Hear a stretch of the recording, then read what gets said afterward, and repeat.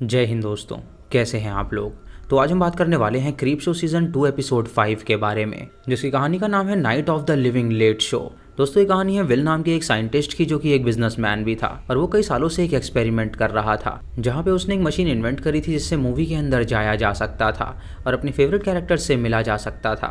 Will की जब वो मशीन कंप्लीट हो जाती है तो वो खुद पे वो एक्सपेरिमेंट करता है। वो उस मशीन के अंदर लेट जाता है और उसने उसके अंदर एक जॉयस्टिक भी लगाई हुई थी, जिसकी मदद से वो उस मशीन को बंद या खोल सकता था। जब वो मशीन में लेटता है तो अपने थंब की मदद से वो जॉयस्टिक के बटन को दबाता है, जिससे कि वो मशीन बंद हो जाती है और उसके बाद वो अपनी फेवरेट मूवी सेलेक्ट करता है, जिसका नाम था हॉरर एक्सप्रेस। और वो बहुत ही ज़्यादा पुरानी मूवी थी, उसकी वो फेवरेट मूवी थी, इसीलिए उसने उसे सेलेक्ट किया था। उसके बाद वो अपने आप को उस मूवी के अंदर पाता है, जहां वो उसके शुरुआत के सीन में कुछ कैरेक्टर्स को देख पाता है। उसमें एक चाइनीज कैरेक्टर होता है जो कि रेलवे स्टेशन पे मौजूद था और एक बॉक्स के अंदर एक मॉन्स्टर बंद था, लेकिन इसके बारे में किसी को कुछ भी नहीं पता था। शायद वो चाइनीज बंदा ये बात जानता था, इसीलिए वो वहां से भाग जाता है। तभी फिर उस बॉक्स के पास जाता है और मॉन्स्टर को हाय कहता है और उसे समझ में नहीं आ रहा था कि वो यहाँ पे क्या करे, क्योंकि उसे यकीन नहीं हो रहा था कि वो एक मूवी के अंदर है। तभी वहाँ पे एक इंस्पेक्टर आता है जिसका वो बहुत बड़ा फैन था और वो उससे कहता है कि वो उसका बहुत बड़ा फैन है और इस मूवी में उसने जो काम किया है वो बहुत ही बेहतरीन है। वो इंस्पेक्टर समझ नहीं पाता कि आखिर वो क्या बोल रहा है और वो उससे पूछता है कि आखिर वो इस बक्से के आसपास क्या कर रहा था। विल उसे बताता है कि इस बक्से के अंदर एक मॉन्स्टर है और उसने एक आदमी को मार भी डाला है, जिसकी लाश पीछे पड़ी हुई है। जब वो सभी उस आदमी की लाश को देखते हैं तो वो हैरान हो जाते हैं, क्योंकि उसकी आंखें पूरी तरह सफेद हो चुकी थी। ये देखकर वो सभी सोचने लगते हैं कि आखिर इस आदमी को ये सब कैसे पता, और वो सभी डिसाइड करते हैं कि आखिर वो आगे क्या करेंगे। वो इंस्पेक्टर उस बॉक्स को कहीं दूर ले जाने का आदेश देता है और उस लाश को लेबोरेटरी में भेज देते हैं ताकि वो उसकी जांच पड़ताल कर सके। उस बक्से को ट्रेन में डाल दिया जाता है और उसे ब्रुकलिन भेजा जाता है। और इंस्पेक्टर जब उस बक्से को खोलता है तो उसके अंदर उसे एक मॉन्स्टर नजर आता है जो कि मुर्दा पड़ा हुआ था। ये देखकर सभी लोग डर जाते हैं और इंस्पेक्टर उनसे कहता है कि उन्हें डरने की कोई जरूरत नहीं है, क्योंकि ये एक फॉसिल है और कुछ भी नहीं, जो कि जिंदा नहीं है, तो वो उनका कुछ भी नहीं बिगाड़ सकता।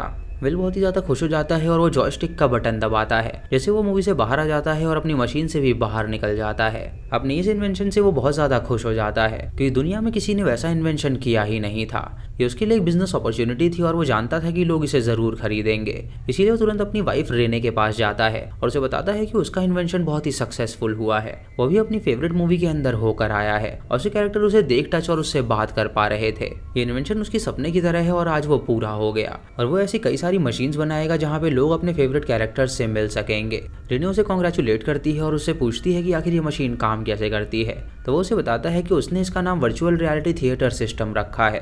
वो उसे करने के लिए कहता है, लेकिन रेने उससे कहती है कि उसे इसके अंदर बहुत ही सफोकेशन होगी, इसीलिए वो ये बिल्कुल भी नहीं करना चाहती। वो उसे बहुत ही फोर्स करता है उसके अंदर जाने के लिए, लेकिन रेने बहुत ही डर रही होती है, इसीलिए वो उसे इनकार कर देती है। फिर उससे कहता है कि इसके अंदर कोई भी अपनी फेवरेट मूवी में जाके क्लाइमैक्स तक यहाँ से एस्केप कर सकता है। ये सुन के वो बहुत ही डर जाती है और उससे कहती है कि एंड में कोई ना कोई तो जरूर मरता है, तो अगर उसके वीआर सिस्टम की मदद से मूवी में किसी की मौत हो गई तो क्या वो इंसान सच में भी मारा जाएगा। ये सुन के विल घबरा जाता है और उससे कहता है कि ऐसा कुछ नहीं होगा, और हम समझ पाते हैं कि वो अपनी वाइफ को झूठ कह रहा है, क्योंकि उसे पता था कि ये मशीन जितनी लाजवाब है उतनी ज़्यादा खतरनाक भी है, क्योंकि इसके अंदर जो कैरेक्टर्स हैं वो एकदम असली हो जाते हैं और वो उन्हें टच कर सकते हैं तो उन्हें चोट भी पहुंचा सकते हैं। रेने को बहुत ही डर लग रहा होता है इस इन्वेंशन की वजह से, इसीलिए वो अपने रूम में जाके सोचने लगती है। लेकिन तभी विल वहां पर आकर उससे पूछता है कि आखिर वो इतनी निराश क्यों हो रही है। उसे बताती है कि ये मशीन खतरनाक भी है, लेकिन वो उससे कहता है कि वो चिंता ना करे, इससे किसी को भी नुकसान नहीं होने वाला। विल रेने से कहता है कि जब वो उसके पिता के पास उसका हाथ मांगने गया था तो उसके पिता ने उसे इनकार कर दिया था, लेकिन फिर भी उन दोनों ने शादी करी और यही सही मौका है उसके पिता को ये साबित करने का वो बिल्कुल सही लड़का है, क्योंकि ये इन्वेंशन दुनिया में किसी ने भी नहीं करी है। और जब उसके पिता को पता चलेगा कि उसने इन्वेंट किया है तो उन्हें बहुत ही ज्यादा खुशी होगी। रेने उससे कहती है कि उसके पिता ने उसे एक और बात कही थी। उन्होंने कहा था कि वो सिर्फ पैसों के लिए ही उसकी बेटी से शादी कर रहा है, जो कि उसे अब कहीं ना कहीं सच लगने लगा है, क्योंकि वो ना तो उससे ढंग से बात करता है और ना ही उसे टाइम देता है और वो हर वक्त अपने इन्वेंशन में ही लगा रहता है। उसने उसके पैसों से ही मशीन खरीदी है और वो कुछ भी नहीं कमाता, इसीलिए उसके पिता को मौका मिल जाएगा ये सब बोलने का। ये सुन के विल उससे कहता है कि वो चिंता ना करे, वो सब कुछ ठीक कर देगा, और ये सुन के रेने एकदम शांत हो जाती है। रात को रेने जब सो रही होती है तो विल चुपके से उठ के अपने ऑफिस में जाता है, जहाँ कपड़े पहन के वो सीधा वीआर मशीन में घुस जाता है और उसे ऑन करके वो दोबारा से उस मूवी के अंदर जाता है। उसके मूवी के अंदर जाने का एक बहुत ही बड़ा मकसद था, उसे इस फिल्म की हीरोइन बहुत ज़्यादा पसंद थी और बचपन में उसने सपना देखा था कि वो उसके साथ रिलेशनशिप बनाए, इसीलिए वो उस मूवी में जाता है और उससे बातें करने लगता है, उसे इम्प्रेस कर लेता है और उससे कहता है कि रात को क्यों ना वो डिनर पे चले, और वो लेडी उसकी बात मान जाती है। इधर हम एक गार्ड को देखते हैं जो कि उस बक्से के ठीक सामने खड़ा था और उसे क्यूरियोसिटी हो रही थी कि आखिर इस बक्से के अंदर क्या है। वो उस बक्से का एक नट खोलता है उसके अंदर देखने के लिए, और जब वो वहां से जाता है तो वो नट को बंद करना भूल जाता है, जिससे वो मॉन्स्टर अपना हाथ निकाल के उस ताले को तोड़ देता है। जब वो गार्ड वापस आता है तो उसे ताला टूटा हुआ नजर आता है और ये देखकर वो बहुत डर जाता है, लेकिन तभी वो मॉन्स्टर ठीक उसके सामने आ जाता है, जिसकी आंखें पूरी तरह लाल थी और वो बहुत ज़्यादा कर्स्ड आंखें थी। जब गार्ड उसकी आंखों को देखता है तो उसकी आंख पूरी सफ़ेद हो जाती है और उसके आंख, मुंह और नाक से खून आने लगता है और उसकी वहीं पर मृत्यु हो जाती है। इधर रेनी जब उठती है तो देखती है कि उसका पति उसके बिस्तर पे नहीं है और ये देखकर उसे काफ़ी ज़्यादा अजीब लगता है और वो समझ जाती है कि ज़रूर वो उस VR मशीन में ही गया होगा। अगली सुबह वो अपने पति से पूछती है कि कल रात वो कहाँ पे गया था, तो वो उससे झूठ बोलता है कि उस VR मशीन में कुछ खराब हो गया था तो वो उसे ठीक करने के लिए गया था।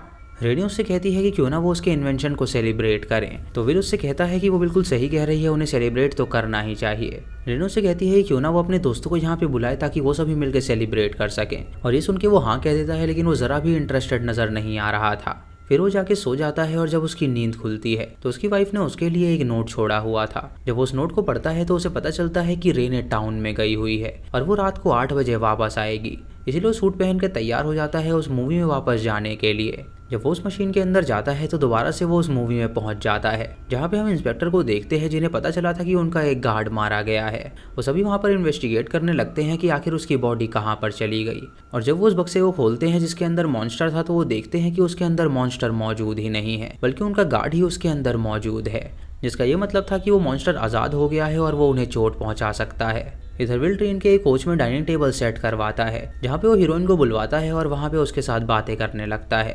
वो हीरोइन उससे पूछती है कि आखिर वो कहाँ चला गया था, तो वो उससे कहता है कि उसे बहुत ज़रूरी काम याद आ गया था तो वो कहीं चला गया था।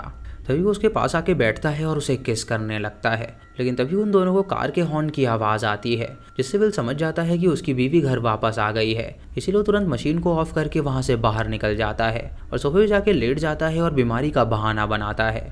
उसकी वाइफ उससे पूछती है कि आखिर उसे क्या हुआ है, तो वो उससे कहता है कि वो पार्टी में बिल्कुल नहीं आ सकता क्योंकि उसकी तबीयत बहुत ज़्यादा ख़राब हो गई है। रेनो उससे कहती है कि उसने दोस्तों को बुला लिया है और वो आने के लिए तैयार हो गए हैं, तो वो उससे कहता है कि उसकी तबीयत सच में ठीक नहीं है और वो बेड पे जाके लेट जाता है और उससे कहता है कि वो अकेले ही वहाँ पे चली जाए। शाम को रेने तैयार होकर घर से बाहर निकलती है और उसे लग रहा था कि शायद उसका पति जानबूझ के ड्रामे कर रहा है। वो जब कार में बैठती है तो वो अपने पिता को कॉल करती है, जहाँ उसका पिता उससे पूछता है कि उसका दामाद कैसा है। उससे कहती है कि उसने एक नई चीज़ इन्वेंट करी है, तो उसका पिता उससे पूछता है क्या वो इन्वेंशन उसके पैसों से की गई है। उसे समझाता है कि वो लड़का उससे प्यार नहीं करता बल्कि वो सिर्फ उसके पैसों से प्यार करता है, और ये सुन के रेने को गुस्सा आता है और वो वापस बेडरूम में जाती है, जहाँ पे वो देखती है कि उसका पति वहाँ पे मौजूद ही नहीं है। जब वो उसके ऑफिस में जाती है तो वो देखती है कि वो नंगा होकर VR में लेटा हुआ है, जहाँ वो समझ जाता है कि वो ज़रूर हीरोइन के साथ इंटीमेट हो रहा होगा। जब वो वापस आता है तो वो उससे पूछती है कि आखिर वो क्या कर रहा था, तो वो उसे बताता है कि उसकी तबीयत खराब थी तो वो ऑफिस में ही सो गया था। उसके सोने के बाद रेने खुद उस मशीन में जाती है उसे ट्राई करने के लिए, जहाँ पे वो उसी की मूवी सेलेक्ट करती है और उसके अंदर चली जाती है। हम उस मूवी में देख पाते हैं कि इंस्पेक्टर और डॉक्टर वहाँ पे उस गार्ड की लाश का पोस्टमार्टम कर रहे थे और वो सभी उसके माथे को काटते हैं और उसका ब्रेन देखते हैं, जहाँ उन्हें पता चलता है कि उसका जो दिमाग है वो पूरी तरह सूख चुका है, जिससे वो समझ नहीं पाते कि आखिर उसे क्या हुआ था। इधर रेने उस हीरोइन के पास जाती है जहाँ वो अपने पति के साथ थी और वो उसके पति से कहती है कि उसकी वाइफ एक एक्स्ट्रा मैरिटल अफेयर चला रही है। ये सुन के वो हीरोइन बहुत ही गुस्सा हो जाती है और वहाँ से जाने लगती है, और जब रेने उसे रोकने की कोशिश करती है तो वो हीरोइन उससे कहती है कि उसका पति सिर्फ उससे ही प्यार करता है। इससे रेने को गुस्सा आ जाता है और वो उस पर अटैक करने वाली होती है, लेकिन तभी पीछे से मॉन्स्टर आके उसे पकड़ लेता है, और जब रेने उसकी आंखों में देखती है तो रेने की आंखों से खून आने लगता है। तभी रेने वो बटन दबा देती है जिससे वो मशीन से बाहर आ जाती है और समझ जाती है कि इस मशीन से लोगों को नुकसान भी हो सकता है। अगले दिन विल जब उठता है तो रेने उससे कहती है कि उसने उसके लिए बहुत ही बेहतरीन नाश्ता बनाया है। उसके बाद विल अपने ऑफिस में जाता है जहां वो अपने VR के अंदर जाता है और वो उस मूवी के अंदर एंटर करने की कोशिश करता है। तभी रेने वहां पर आकर चुपके से उसके मशीन में गड़बड़ी कर देती है और वो एक ज़ॉम्बी मूवी सेलेक्ट कर देती है जिसके अंदर वो चला जाता है। ये देखकर वो हैरान हो जाता है और सोचता है कि आखिर वो यहाँ पर कैसे पहुंच गया। उस मशीन से बाहर आने की कोशिश करता है तो रेने उसका अंगूठा ही काट देती है, जिससे वो बटन को नहीं दबा पाता और सारे ज़ॉम्बीज उसका मांस खा के उसे जान से मार डालते हैं। यानी दोस्तों रेने अच्छी तरह समझ गई थी कि वो उसे धोखा दे रहा था और उसके पिता बिल्कुल सही कह रहे थे कि वो उससे प्यार नहीं करता, बल्कि वो सिर्फ उसके पैसों से प्यार करता है। इसीलिए उसने उसे जान से मारने का फैसला किया। तो दोस्तों ये थी इस एपिसोड की कहानी। आपको ये कहानी कैसी लगी आप कमेंट सेक्शन में ज़रूर बताइएगा। चैनल पे नए हैं तो इसे सब्सक्राइब करें और बेल आइकॉन दबाएं नोटिफिकेशंस के लिए। और दोस्तों वीडियो को लाइक और शेयर करना बिल्कुल मत भूलिएगा। तो मैं मिलता हूँ आपको अगली वीडियो में, तब तक के लिए जय हिंद।